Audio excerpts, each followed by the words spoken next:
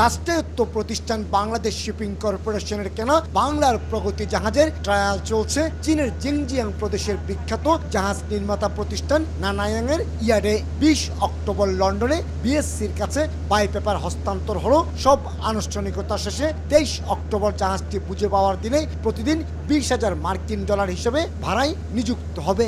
একইভাবে ডিসেম্বরের 5 তারিখের মধ্যে কার্গো পণ্য ভাড়ায় নেমে যাবে বাংলার নবযাত্রা নামের অপর জাহাজটি। সেকেন্ড জাহাজটা ডেলিভারি ডেট এখন পর্যন্ত যেটা আছে ডিসেম্বর মাসের ফার্স্ট উইকে যখনই আমাদের ডেলিভারি করবে তার 1-2 দিনের মধ্যে এটাও বাণিজ্যিক ডিপ্লয়মেন্টে চলে যাবে। তো এখন পর্যন্ত আমরা প্রথমটা যেটা পেয়েছি যে প্রায় পার ডে 3 মাসের জন্য চার্টারিং দিচ্ছি, পার ডে প্রায় অ্যারাউন্ড $20,000, যেটা সময়ের সাথে সাথে হয়তো আরও বৃদ্ধি পেতে পারে বলে আশা করছি। এক সময় বিএসসির বহরে 38টি জাহাজ থাকলেও বর্তমানে আছে মাত্র 5টি।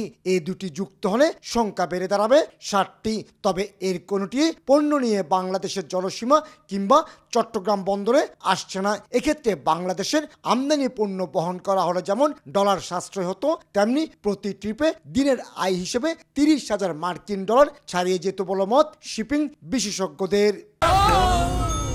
ডেন্টিস্টের পরামর্শ নাও নতুন কোলগেট অ্যাক্টিভ সল্ট। ইনওয়ার্ড কার্গোর ক্যালকুলেশন অ্যানালাইসিস দরকার এবং অ্যাজ পার পারপাস আমাদের শিপগুলোকে তৈরি করা উচিত এবং রুট এবং এই জিনিসগুলো ফিক্স করা উচিত।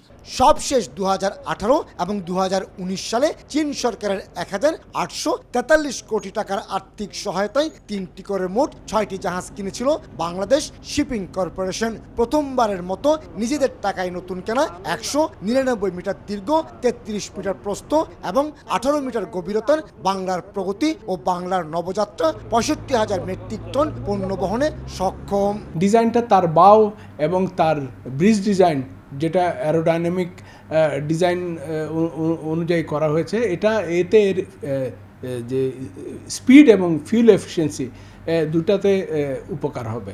জাহাজ দুটি কিনতে বিএসসির ব্যয় হয়েছে 935 কোটি টাকা।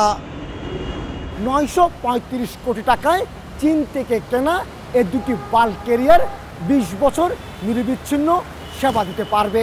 আর প্রতি বছর এ দুটি বাল্ক ক্যারিয়ার ভাড়া দিয়ে 200 কোটি টাকা লাভের আশা করছে বাংলাদেশ শিপিং কর্পোরেশন। কমল দে, সময় সংবাদ, চট্টগ্রাম।